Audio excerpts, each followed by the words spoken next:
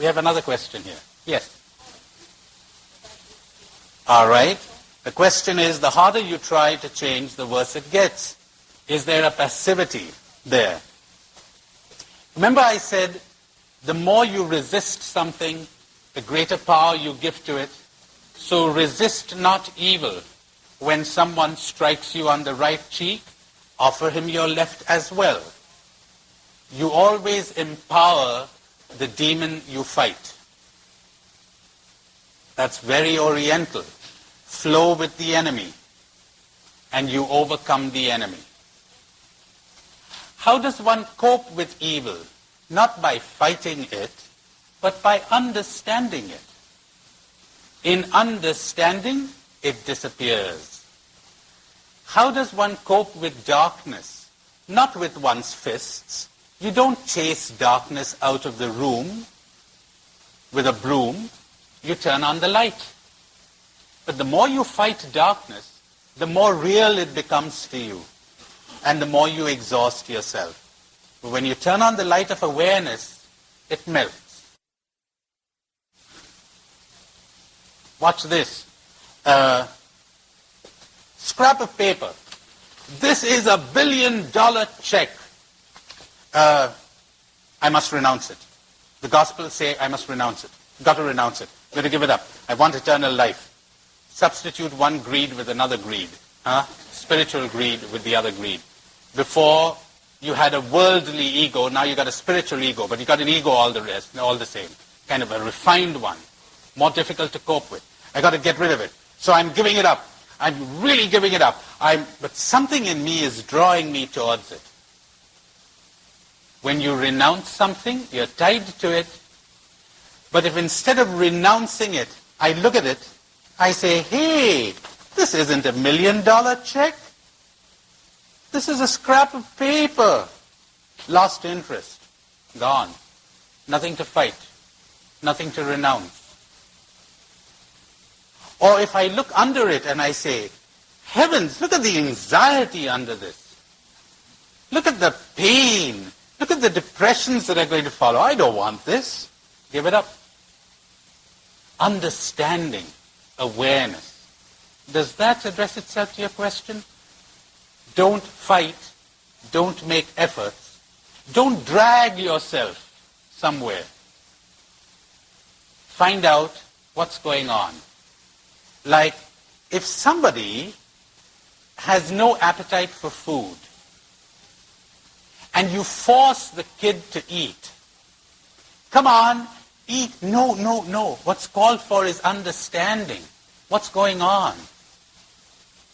Now you have no appetite for happiness. You have no appetite for giving up your drug or whatever. What's going on? The violence will not change you. It might change your behavior. That's what I meant. But I have much more to say about it as we go along. About what does change really entail? How does meditation, how does understanding, how does awareness bring it about? Now during these days, certainly this would apply to quite a few of you, you have understood something or other about what's going on in you. And you've experienced some little change, have you? Some little change, some little insight. I'm going to show you how insight, awareness, understanding produces easy change. There's no residue of violence. If you call in the army and suppress the citizens of a city, there's going to be a mutiny, and you're going to invest a lot of force to keep them down. So it isn't violence and effort that's called for. Who else? Yes. All right, she doesn't understand what is real and what is unreal. Look, in my country, lots of men grow up with the belief that women are chattel. I married her. She's my possession. Now this guy walks up to you and says, that's real. Women are things. What would your response be? Not true, right? Depends, she says. You don't agree with him. If he's married to you,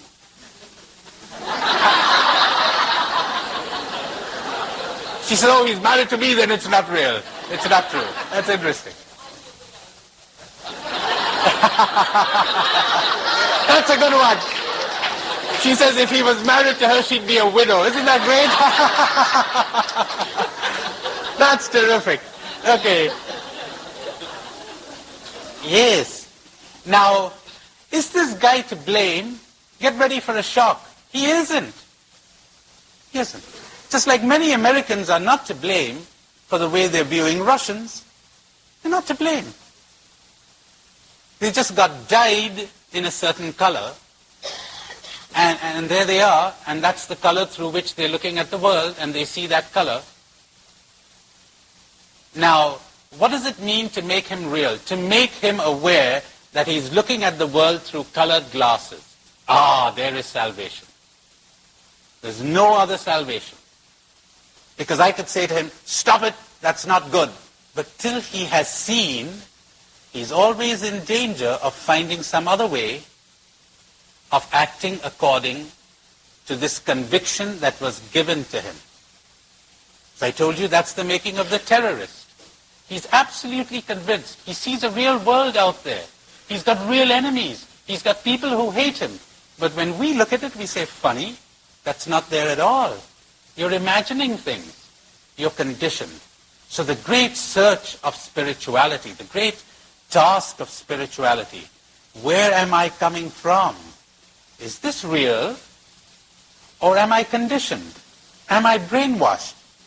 My dears, to doubt is infinitely more important than to adore. To question is so much more important than to believe. And it's because we don't do this that we have people killing one another. The readiness, the openness to question everything. The readiness to doubt everything. Doubt, says a great Indian mystic, is a healing balm. Though it burn at first, it will heal you. It begins to burn because when those convictions that you've introjected, are beginning to wear off, you feel as if you're losing your whole life. My gosh, I've been a communist all my life. I was seeing the world through communist eyes. Has it ever struck you that if you are thinking as a communist, you've ceased to think? If you're thinking as a communist, you've ceased to think. Does that make sense? How about if you're thinking as a Muslim? Same thing. As soon as you're thinking as anything, you stop thinking. As soon as you're looking at the world through an ideology, but what is an ideology? Those are words. Those are theories. Those are ideas and concepts. No reality fits an ideology. And all good ideologues will tell you that. They'll say, well, this is the best we've come up with. Doesn't fit. Life is beyond that. That is why people are always searching for a meaning to life. Has it never struck you that life has no meaning? Cannot have meaning. What is meaning? Meaning is a formula. Meaning is something that makes sense to the mind. But every time you make sense out of reality, you bump into something that destroys it all. And you say, well, God is a mystery, life is a mystery. We don't really understand it. We don't really know. It's like the mystics graft meaning onto their experience of reality. But it is really only a graft. Falteringly, inadequately, they try to express something. They give some clue, they give an indication. As I'll tell you when we talk about the scriptures, they tell you a story, hoping you'll get a clue.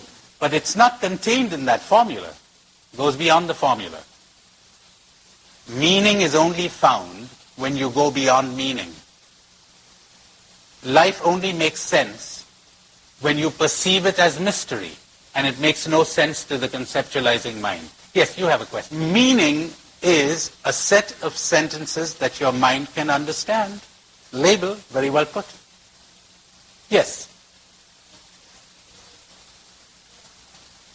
Can what? Oh, I didn't say adoration wasn't important. I just said that doubt was infinitely more important than adoration.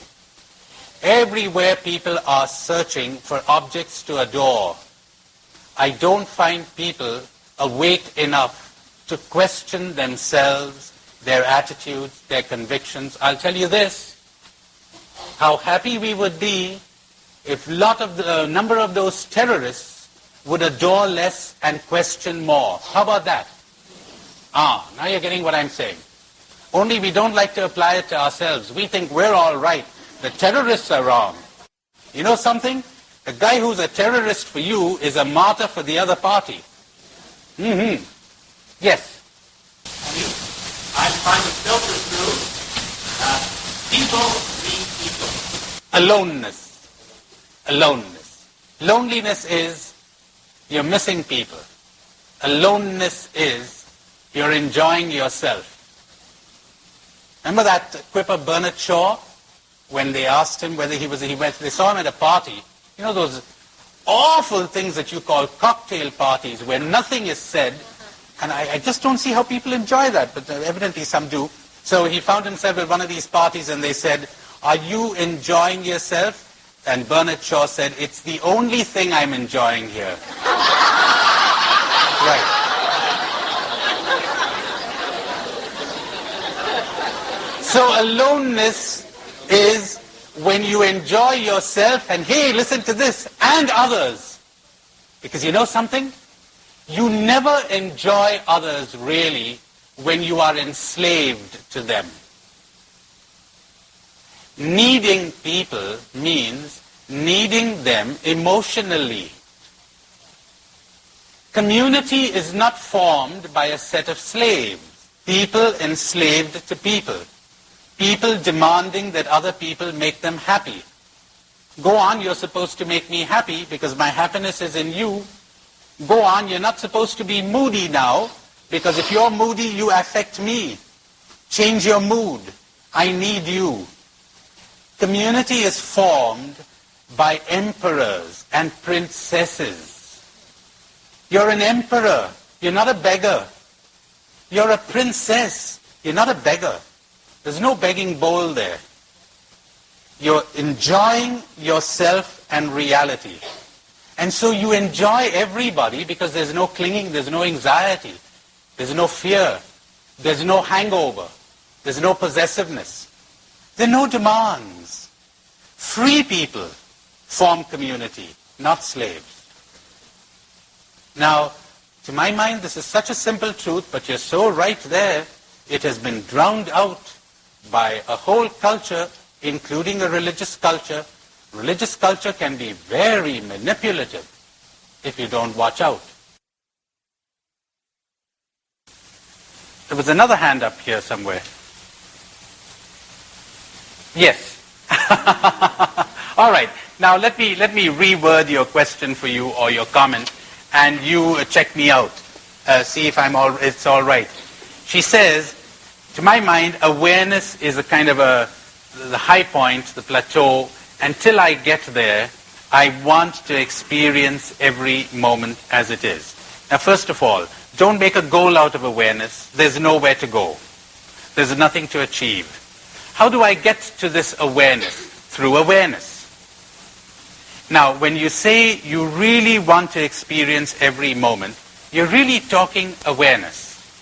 Because you don't want to experience this guy, it's a friend of mine who's just gone to Ireland. He tells me, he's an American citizen. He said, I'm entitled to an Irish passport, so I'm getting one because I'm scared to travel abroad now on an American passport. You know, I don't want a terrorist walking in and say, let me have a look at that passport of yours. He says, well, I'm Irish, I fought oppressors too, says this guy.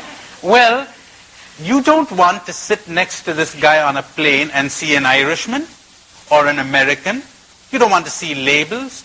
You want to taste and experience this person as he is. And you want to do that with everything. Unprejudiced. You don't just want to taste your words. How many people spend their lives not eating food? They're eating the menu. They really are. Can you imagine somebody reading the menu and says, beef steak, there it is, and no, for heaven's sake, wait a minute. That's only an indication of something that's available. So you want to eat the steak, not the words. That's awareness. That's awareness. All right. Your dependence. Now, as you become aware of that, as you watch that, disidentify and watch that. And as I'm going to tell you presently, don't condemn yourself. You're only going to make it worse. But if you would see the pain it brings you, you'll drop it. You're quite right. You want the pain. You want the pain of having it. And you're angry with the pain. How wonderful. Now, I'm going to ask you a personal question. Have you spent 500 hours watching this? That would work out to an hour a day for over a year. Oh, the book is useless.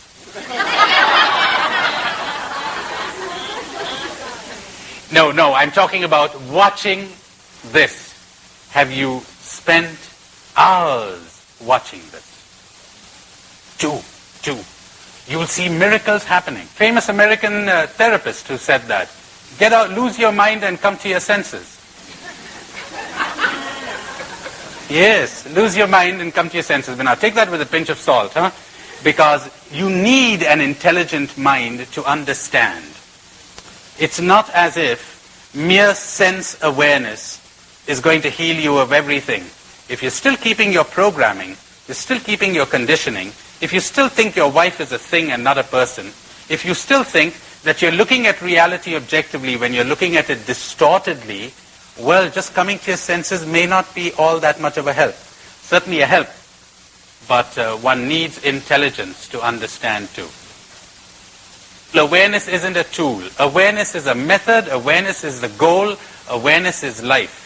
One cannot misuse awareness. One is aware. One cannot. How does one misuse? Non-misuse. Be aware. Be aware. No one will tell you that the unaware life is preferable to the aware life. Be open to feedback. Be open to questioning. To be open, to be sensitive, to be aware. One cannot misuse that.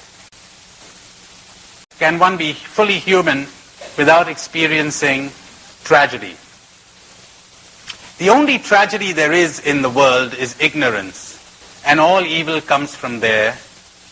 The only tragedy there is in the world is unwakefulness and unawareness, and from there comes fear, and from fear comes everything else. But death is not a tragedy at all.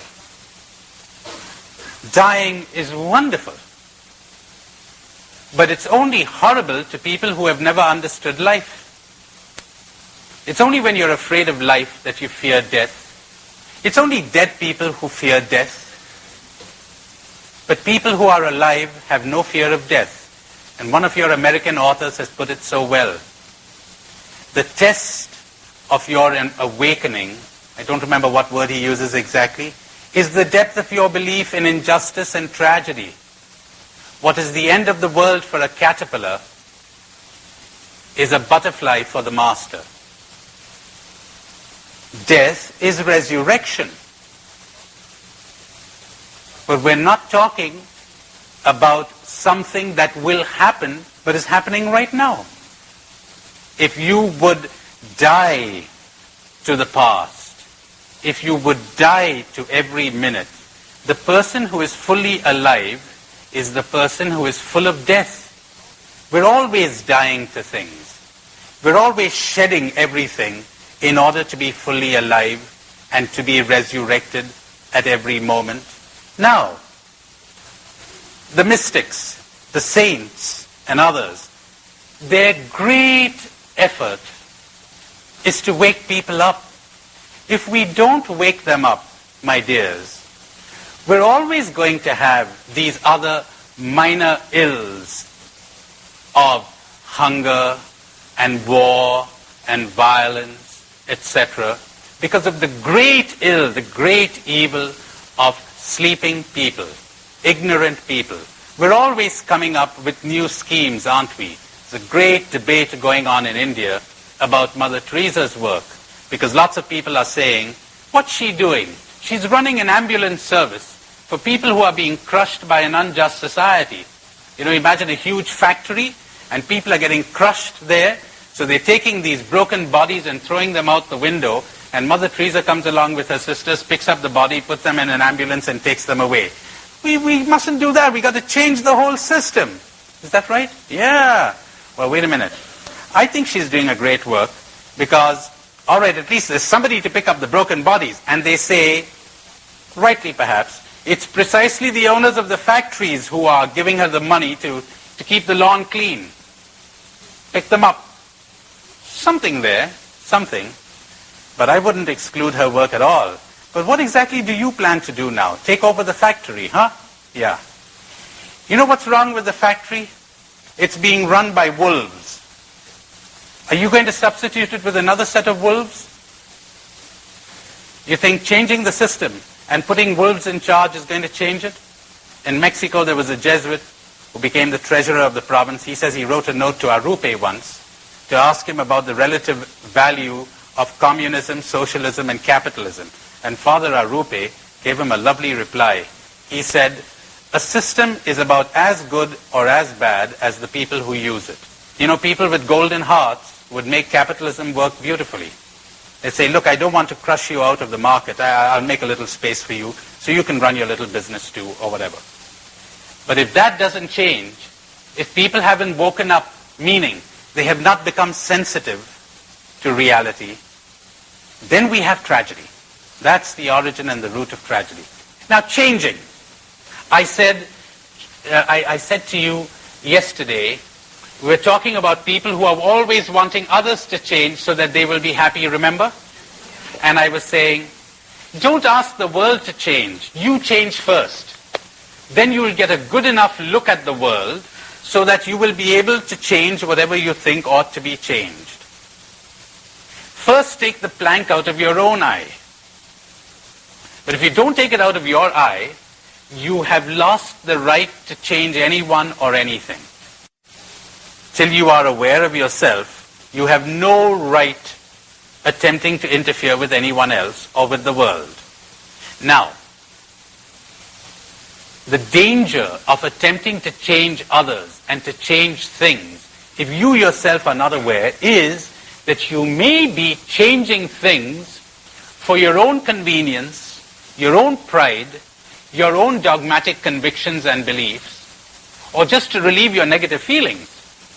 I happen to have negative feelings, so you'd better change so that I'll feel good. First, cope with your negative feelings, so that when you move out to change others, you're coming from love. You're not coming from hate. You're not coming from negativity. You're coming from love. And strange as it may seem, people can be very hard on others and very loving. The surgeon can be so hard on the patient and so loving. Love can be very hard indeed. What does self-change entail? I've said it in so many words again and again, but I'm going to break it down into little segments. First, insight. Not effort, not cultivating habits, not having an ideal. Ideals do a lot of damage. You're the whole time focusing on what should be instead of understanding what is. And so you're imposing what should be on present reality, never having understood what present reality is. Now, insight. Let me give you an example of that. from my own experience, counseling experience. There's this priest who comes to me and says he's lazy. He wants to be more industrious, more active. He is lazy. And I say, lazy? What does that mean? Now we're going to get into awareness, into insight. What's he talking about? In the old days, I would have said to him, oh, you're lazy, huh? He says, yes. Well, let's see. Why don't you do this? Why don't you make a list of things you want to do every day? And then every night you tick them off. That'll give you a good feeling. And then, so build up a habit. Or I might say to him, who's your ideal? Who's your patron saint? He says, Saint Francis Xavier. Now see how much that guy worked? You got to meditate on your ideal, and that will get you moving, etc. Now that's one way of going about it, but I'm sorry to say it's superficial. Making him use his willpower, his effort, etc., doesn't last very long. His behavior may change, but he does not. Let's move in the other direction. I say to him, lazy? What's that? You know there are about 500 million types of laziness. Let's hear what your type of laziness. Would you describe what you mean when you're talking about laziness? He says, well, I never get anything done. You don't feel like doing anything. That's right, I don't feel like doing anything. You mean right from the moment you get up in the morning? Yes. He says, I wake up in the morning and nothing worth getting up for. He says, that's right, nothing worth getting up for. You're depressed. He says, you could call it that. I'm depressed. So I've sort of withdrawn. Have you always been like this? Well, not always. When I was younger, I was more active. When I was in the seminary, I was full of life. When did this begin? Oh, about 3 years ago, 4 years ago. Anything happen? He's thinking. So, well, if you have to think so much, nothing special could have happened 4 years ago. How about the year before that? What happened? He said, well, I was ordained. Anything happen in your ordination year? No, well, there was a little thing, the final examination in theology, I failed and it was a bit of a disappointment, but I've gotten over it, it's all right. What happened? He says, well, the bishop was planning to send me to Rome to eventually teach in the seminary, and, well, I rather liked the idea, but since I failed in the examination, he changed his mind, he sent me to this parish.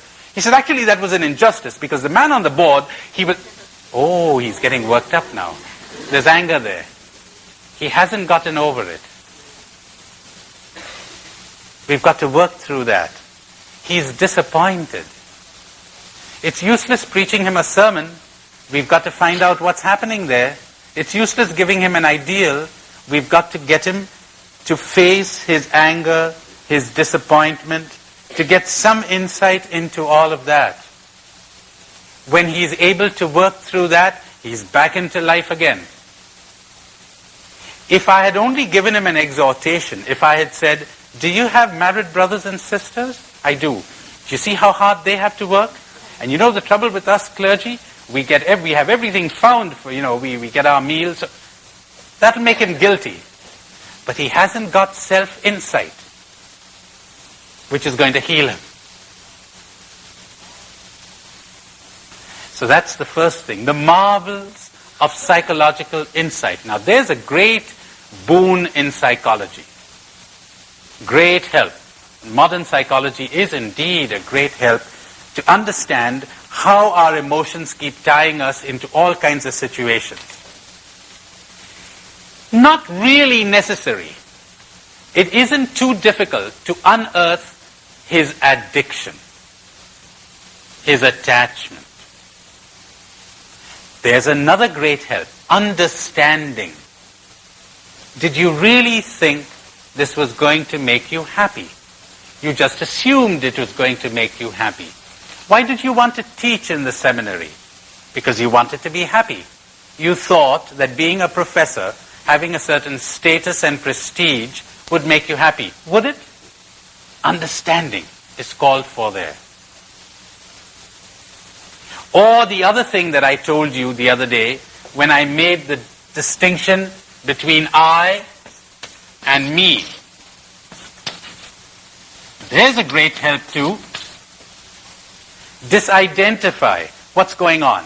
After we unearth what's causing your depression, that's not difficult to see at all. Meditating and imitating externally the behavior of Jesus is no help.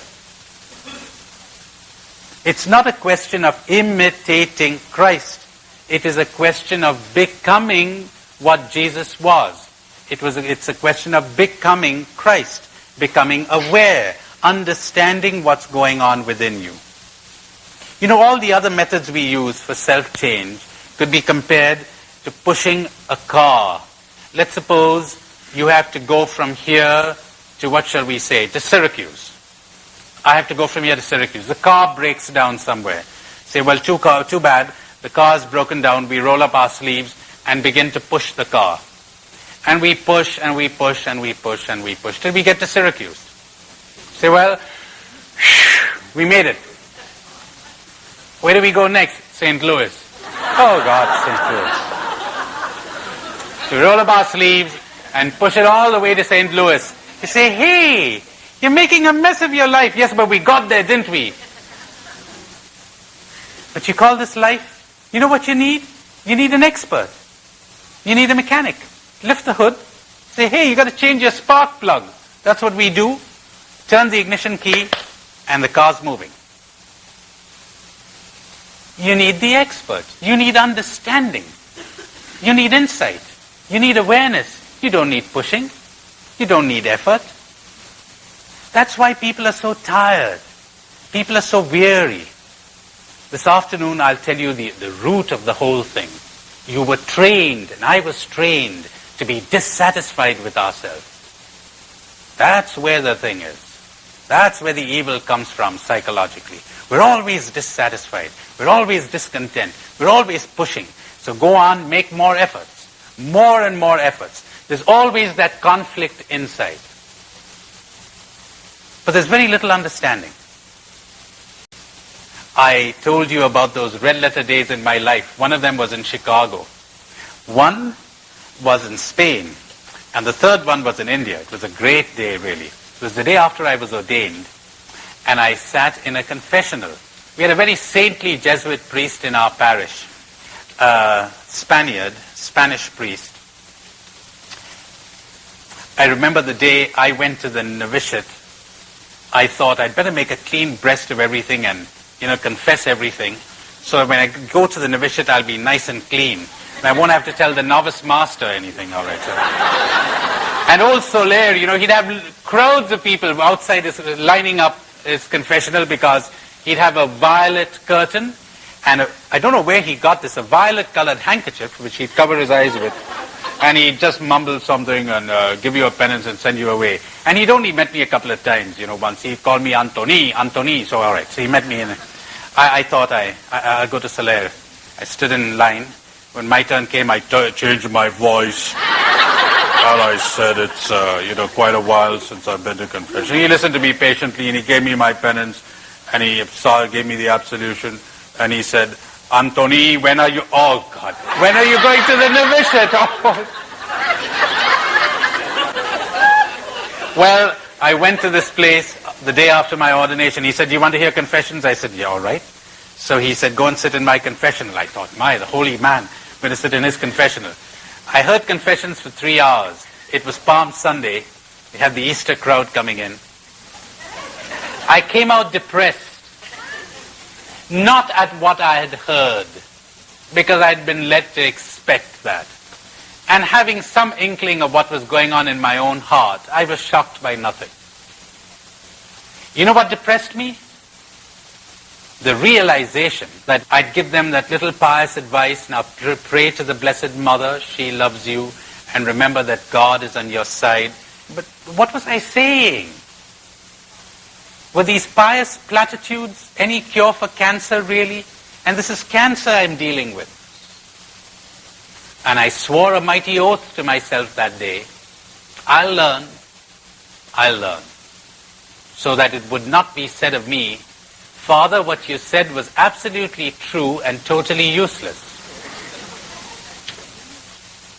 Awareness. Insight. Because when you get the expert, when you become an expert, You'll soon become an expert. You don't need to take a course in psychology, you know. As you begin to observe yourself, to watch yourself, to pick up those negative feelings, you'll find your own way of explaining it, and you'll notice the change. But then you'll have to deal with a big villain, and that villain is self-condemnation, self-hatred, self-dissatisfaction. Let's continue with change through awareness. Effortlessness in change. I thought of a nice image for that. The sailboat. You have a sailboat with a mighty wind in its sails, and it glides along so effortlessly. And the boatman, what does he have to do? Nothing but steer. He makes no effort. He doesn't push the boat. That's something of an image of what happens when change comes about through awareness, through understanding.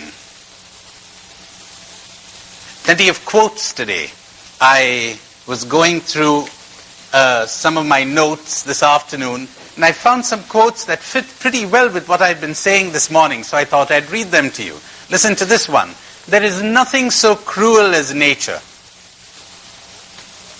In the whole universe, there is no escape from it. And yet, it is not nature that does the injury, but the person's own heart. Does that make sense? It isn't nature that does the injury, but the person's own heart. You know the story of Paddy who fell from the scaffolding and got a good bump? He was working on that building, and they said, "Did the fall hurt you, Paddy?" And Paddy says, "No, it was the stop that hurt, not the fall." When you cut water, the water doesn't get hurt. When you cut something that's solid, it breaks. You got solid attitudes inside. You've got solid illusions inside. That's what bumps against nature. That's where you get hurt. That's where the pain comes. Beginning to make sense? My, I've been talking about nothing else these days. You pick up your addictions. You pick up your illusions. You identify yourself with the me. You're going to get hurt. You're going to experience pain. So that's where it comes from. How come you experience so much pain in this situation, someone else doesn't? Same situation, different heart, different outlook, different attitude. Change your attitude. Something will happen. And here's a lovely one. These are mostly from Oriental sages. Don't even remember from whom. It really doesn't matter. Like in the Bible, the author doesn't matter. What is said is what matters. If the eye is unobstructed, the result is sight. If the ear is unobstructed, the result is hearing. If the nose is unobstructed, the result is a sense of smell. If the mouth is unobstructed, the result is a sense of taste. If the mind is unobstructed, the result is wisdom. When you drop those barriers that you have erected through your concepts and conditionings, wisdom is not something acquired. Wisdom is not experience. Wisdom comes from not being influenced by experience. Wisdom is not applying yesterday's solution to today's problem. As somebody said to me when I was doing my degree in psychology in Chicago years ago, someone said, frequently in the life of a priest, 50 years experience is 1 year's experience repeated 50 times. You got the same solutions. This is the way to deal with the alcoholic. This is the way to deal with priests. This is the way to deal with sisters. This is the way to deal with the divorcee. That isn't wisdom. Wisdom is to be sensitive to this situation, to this person, uninfluenced by any carryover from the past. No residue from the experience of the past. Quite unlike what most people are accustomed to thinking. I would add another sentence to the ones I've read. When the heart is unobstructed, the result is love. Now, I've been talking a great deal about love these days, and I told you there's nothing that can be said really about love. We can only speak of non-love and drop that. We can only speak of addictions and drop that. But of love itself, nothing may be said explicitly. How would I describe that? You know what I decided to do? I hope it'll go down well with you. I decided to give you one of those meditations I'm writing in a new book of mine, one of those reflections. I'll read it to you slowly, and you meditate on it as we go along, because I've got it put down rather pithily there, and I could get that done in 3 or 4 minutes. Otherwise, it would take me half an hour. Let's try it out, shall we? Okay. It's a comment on a gospel sentence. And the sentence is, most of these reflections I've written in this book deal with gospel reflections. I was just thinking this morning of another nice reflection. This one comes from Plato, by the way. One cannot make a slave of a free person. For a free person is free even in prison. Or rather, one cannot make a slave of a wise person. Does that ring a bell? If someone forces you to go 1 mile, go 2. You think you've made a slave out of me, putting a load on my back? You haven't. Exactly what I was talking about all of these days. You're trying to change exterior reality? My dear, if you need to be out of prison in order to be free, you are a prisoner indeed. Freedom is not in exterior circumstances. Freedom resides in the heart. And when you have attained wisdom, who can enslave you? And you're out of prison and enslaved by your addictions and your attachments and your conditionings and your negative emotions. You call yourself free? Aha, there it is. Now listen to this gospel sentence. He sent the people away. After doing that, he went up to the mountain to pray alone. It grew late, and he was there all by himself. That's what love is all about. Has it ever occurred to you that you can only love when you are alone?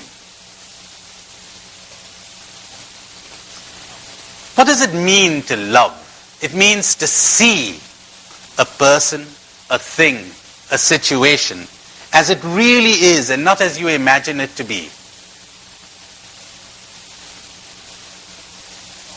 And to give it the response that it deserves. You can hardly be said to love what you do not even see.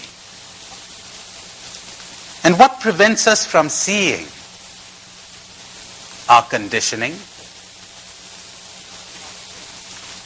our concepts, our categories, our prejudices, our projections, the labels that we have drawn from our culture and from our past experiences. Seeing is the most arduous thing that a human being can undertake, for it calls for a disciplined, alert mind. Remember what I said to you this morning? Am I really seeing this person, or am I coming from my conditioning or from my prejudiced view? It calls for an alert mind. But most people would much rather lapse into mental laziness than take the trouble to see each person, each thing in present moment freshness. Let's stop there now and ask, is that clear? Or isn't it? To see, that's the least we could demand of love. See me, as someone said once, I'll always remember the false image that I had of you. I will always love the false image that I had of you. Am I loving the image or am I loving this person? Am I projecting something from the past onto this person? Very well. To drop your conditioning in order to see is arduous enough. But seeing calls for something that is more painful still. The dropping of the control which society exercises over you. A control whose tentacles have penetrated to the very roots of your being. So that to remove it is like tearing yourself apart. What is this control? If you wish to understand this, think of a little child that is given a taste for drugs. As the drugs penetrate the body of the child, it becomes addicted, and its whole being cries out for the drug. To be without the drug is so unbearable a torment that it seems preferable to die. Think of that image. The body has got addicted to the drug. Now this is exactly what your society did to you when you were born. You were not allowed to enjoy the solid, nutritious food of life. Namely, work, play, fun, laughter, the company of people, the pleasures of the senses and the mind. You were given a taste for the drug called approval. Appreciation. Attention. You know, to the point where psychologists began to tell us that a child needs attention. You've got to give him plenty of attention after you've drugged the child. Yes. I'll be quoting a great, great man after a while. A man called Neil. Those of you in education have surely heard of him. A.S. Neil, the author of Summerhill. Remind me to recommend 2 books to you tonight. I'll write them on the board. Only going to recommend 2. And one of them is going to be Summerhill. Neil. Neil says the sign of a sick child is that it is always hovering around its parents. It is interested in persons. The healthy child has no interest in persons. It is interested in things. You know, when the child is sure of mother's love, it forgets mother. It's going out to explore the world. It's curious, looking for a frog to put into its mouth, kind of thing. When he's hovering around mother, bad sign. He's insecure. Maybe mother has been trying to suck love out of the child and not given the child all the freedom and assurance it wanted. Mother's always been threatening to go away in many subtle ways. All right, so we were given a taste for the drug called addiction, approval, attention. The drug called success. You've got to make it to the top. Prestige, get your name in the papers. Power, be the boss. That's a success story. People take orders from you. We were given a taste for this. Be the captain of the team. Lead the band. Having got a taste for these drugs, you became addicted and began to dread their loss. So the control. You felt terror at the prospect of failure, of making mistakes, the prospect of criticism from others. So you became cravenly dependent on people and you lost your freedom. Others now have the power to make you happy or miserable. You're craving for your drug.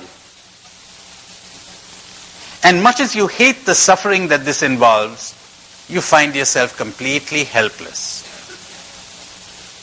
There is never a minute when consciously or unconsciously you are not aware of, you're not attuned to the reaction of others marching to the beat of their drums.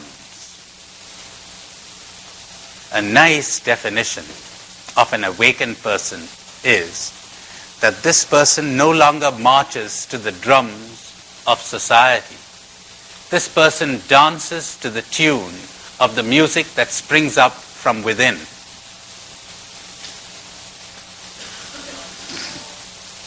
When you are ignored or disapproved of, you experience a loneliness so unbearable that you crawl back to people to beg for the comforting drug called support, encouragement, reassurance. To live with people in this state involves a never-ending tension. Have you ever paused to think of that? Living with people is tension. Sartre, hell is the other. How true when you are in this state of dependence, but how true. You've always got to be on your best behavior. You can never let your hair down. You've got to live up to expectations. You're always tense. To be with people is to live in tension. To be without them brings the agony of loneliness. You miss them. You have lost your capacity to see them exactly as they are and to respond to them accurately because your perception of them is clouded by the need to get your drug. You see them in as much as they are a support for getting your drug or a threat to having your drug removed. You're always looking at people, consciously or unconsciously, through these eyes. Will I get what I want from them? Will I not get what I want from them? And if they can neither support nor threaten my drug, I'm not interested in them. That's a horrible thing to say, but my dear friends, I wonder if there's anyone in this room of whom this cannot be said. If we really dropped our illusions, inasmuch as they can give me what I want or deprive me of what I want, I'm interested. I'm alert. Otherwise, not much interest or no interest at all. The consequence of this is terrifying and unescapable. You have lost your capacity to love. You need awareness and you need nourishment. You need good, healthy nourishment. Learn to enjoy the solid food of life. Good food, that too. Good wine, good water. Taste. Lose your mind and come to your senses. That's good, healthy nourishment. The pleasures of the senses and the pleasures of the mind. Good reading, when you enjoy a good book or a real good discussion. Thinking, marvelous. See, unfortunately, people have gone crazy and they're getting more and more addicted because they do not know how to enjoy the lovely things of life. So they're going in for greater and greater artificial stimulants. Some years ago, President Carter, during the oil crisis, made an appeal to Americans everywhere to go in for austerity. I thought to myself, he shouldn't tell them to be austere. He should tell them to really enjoy things. Most of them have lost their capacity for enjoyment. I really do believe that most people have in affluent countries They got to have more and more expensive gadgets. They can't enjoy the simple things of life. And then I walk into all kinds of places where they have all the most marvelous music. You get these records at a discount or whatever, and they're all stacked there. I never hear anybody listening to them.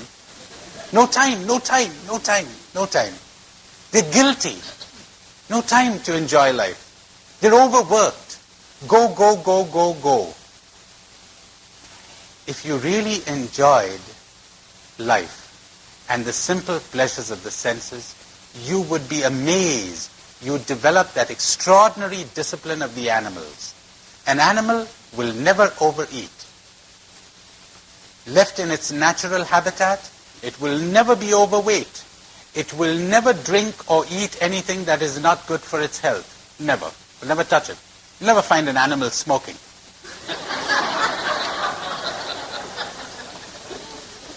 It always exercises as much as it needs. Look at your cat after it's had its little breakfast.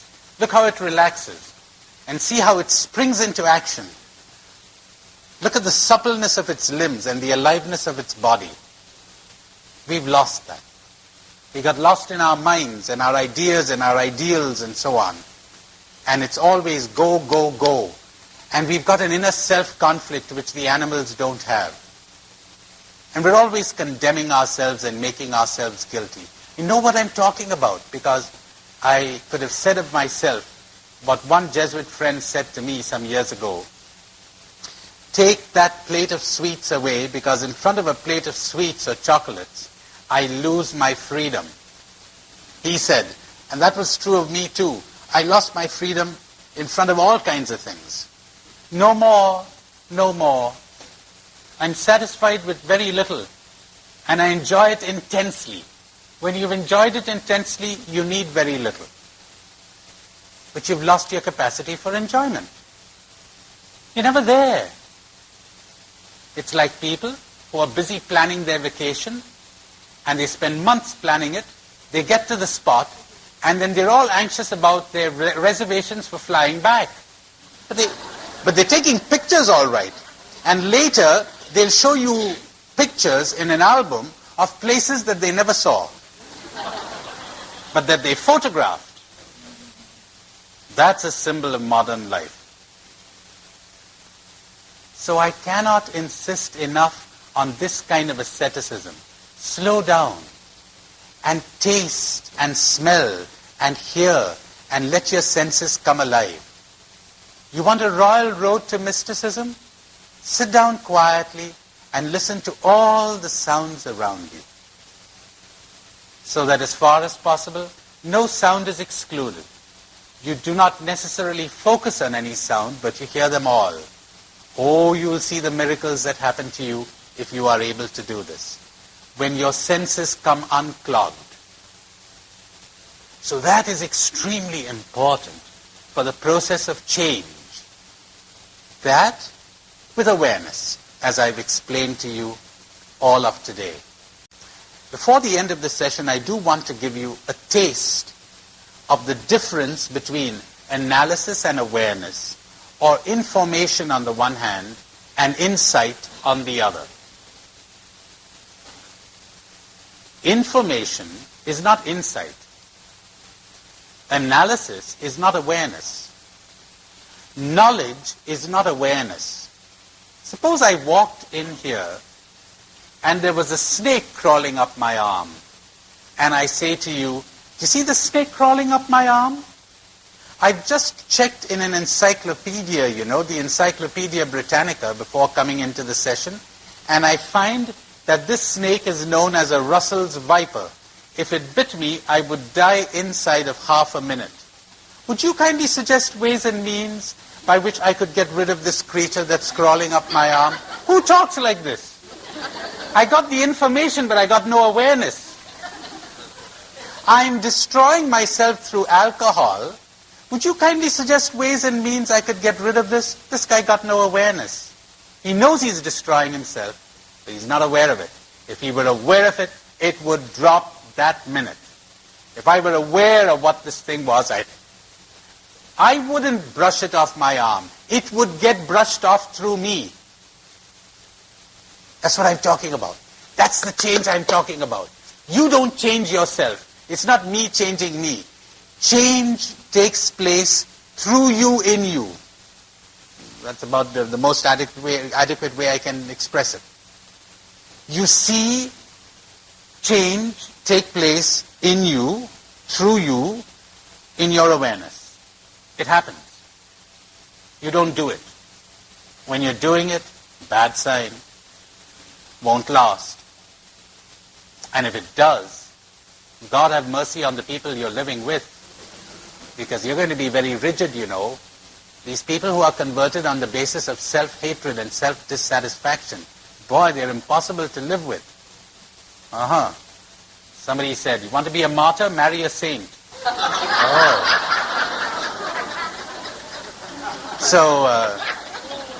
So God have mercy on all of us if the change lasts.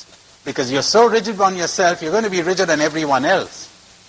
But in awareness, you keep your softness, your suppleness, your gentleness, your openness, your flexibility. And you don't push. Change occurs. Remember an alcoholic priest telling us in Chicago, when I was studying my psychology there, he said, you know, I had all the information, and I knew that the alcohol was killing me. And believe me, nothing changes an alcoholic, not the love of his wife or the love of his kids, and he does love them, but it doesn't change him. But he said, I discovered one thing that changed me. I was lying in a gutter one day. There was a slight drizzle. I was in the bad books of the Archbishop again. We had been friends before. Not too friendly now anymore. But all of that did not affect me.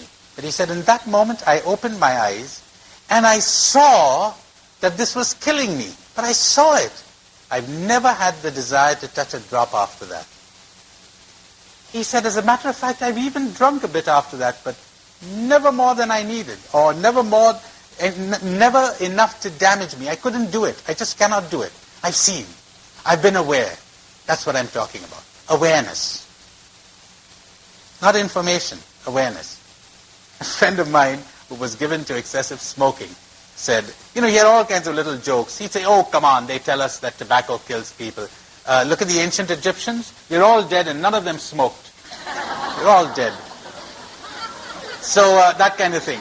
Well, one day he was having trouble with his lungs. He went to our Cancer Research Institute in Bombay, which is pretty well equipped. He went there and the doctor said, Father, you've got 2 patches on your lungs. It could be cancer. You'll have to come back next month. You know, he never touched a cigarette after that. He knew it could kill him before. Now he was aware that it could kill him. That's the difference. The founder of my religious order, St. Ignatius, has a nice expression for that. He says, he calls it tasting and feeling the truth. Not knowing it, but tasting and feeling it. Getting a feel for it. When you get a feel for it, you change. When you know it in your head, you don't. Listen to this, for instance. Just give you a couple of examples more and then we'll end. I've often said to people, the way to really live, but to really live, is to die. Or, the passport to living is to imagine that you're in your grave. Can you imagine that? You're lying in your coffin.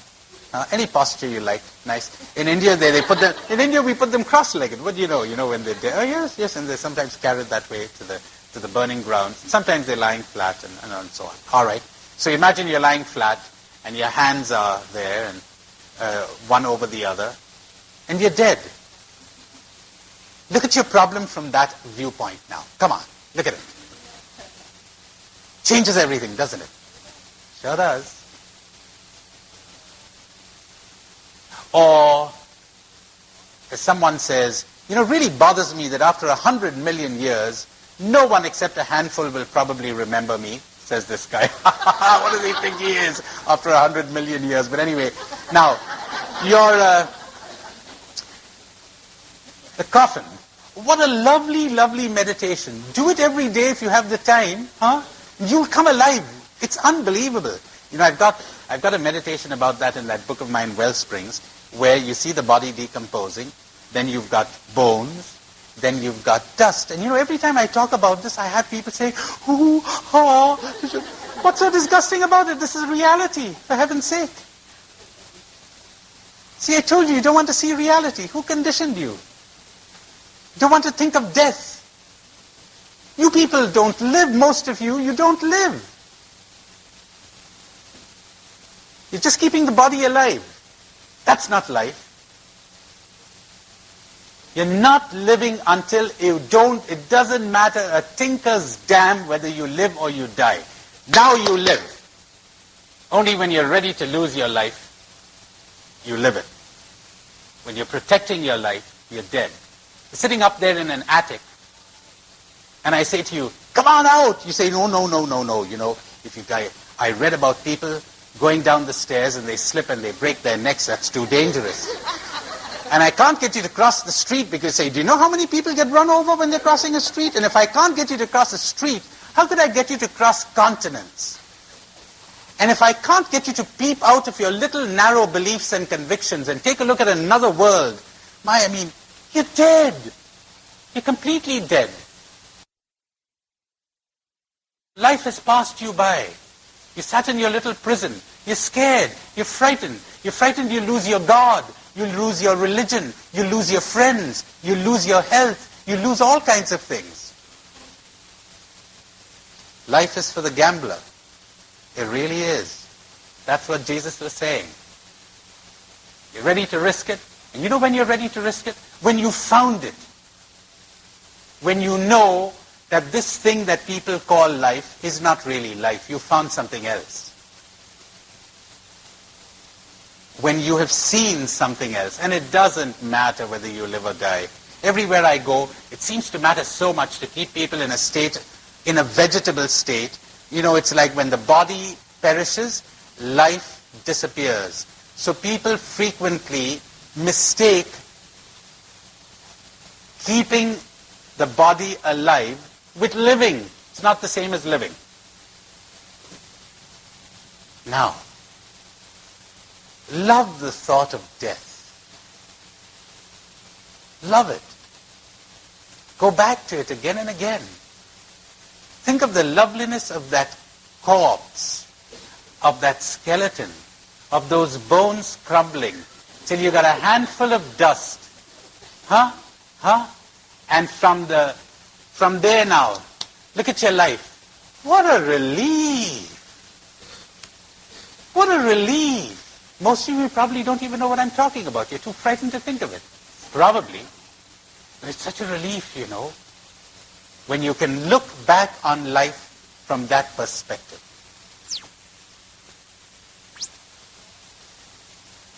What about all those mighty problems? Or visit a graveyard. It's an enormously purifying and beautiful experience. You walk there. Why are you so frightened of reality? And you look at this man and say, gee, he lived so many years ago. 2 centuries ago. Must have had all the problems that I have. He must have had lots of sleepless nights over stupidities like me. How crazy. We live for such a short time. And then, as that Italian poet says, we live in a flash of light. And evening comes and it is night forever. It's only a flash, and we waste it. We waste it with our anxieties and our worries and our concerns and our burdens. Now, if you make that meditation, you may just end up with information, or you may end up with awareness. And in that moment of awareness, you're new.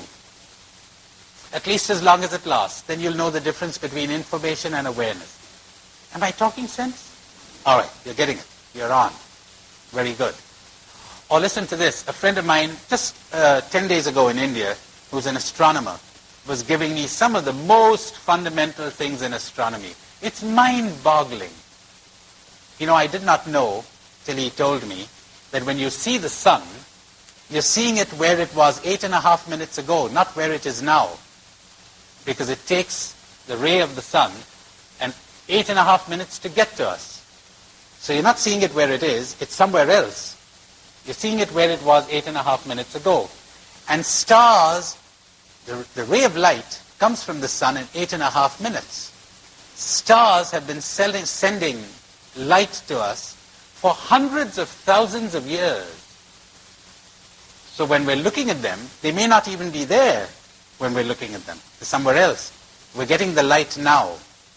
Now, he said, imagine a galaxy, a whole universe, and this Earth of ours lost towards the tail end of the galaxy, the Milky Way. It's not even in the center, somewhere at the tail end. Every one of those stars is a sun. Some suns are so big that you could put the sun and the earth and the distance between them in one of them. They've got planets, possibly, but we don't know because the planets don't send light. Possibly there's life on those planets. We have no means of knowing because there's no light coming from them. The planets are in darkness. Well, after discovering all of this about 50 years ago, they found there was yet another universe, another galaxy. You know how many universes they calculate there are, or how many galaxies they calculate there are today? A sober estimate says 100 million galaxies. And the universe as we know it is expanding at the rate of the diameter. Is that the word I want? Yes, not the radius, the diameter is expanding at the rate of 2 million miles a second. Imagine a bubble that you're blowing and the universe is expanding at the rate of 2 million miles a second. You know, I was having dinner with this guy and it was fascinating listening to all of this. And I come out of that restaurant and move into the street and look up there and I have a different feel. A different perspective. That's awareness. You could pick this up as cold facts, and that's information. Or you suddenly get another perspective on life. What are we? What's this universe? What's human life? Now, when you get that feel, that's what I'm talking about when I talk of awareness. Now, as you begin to practice some of the exercises I've been giving you, you will get this feel in many things. Then you will know. Then you will know.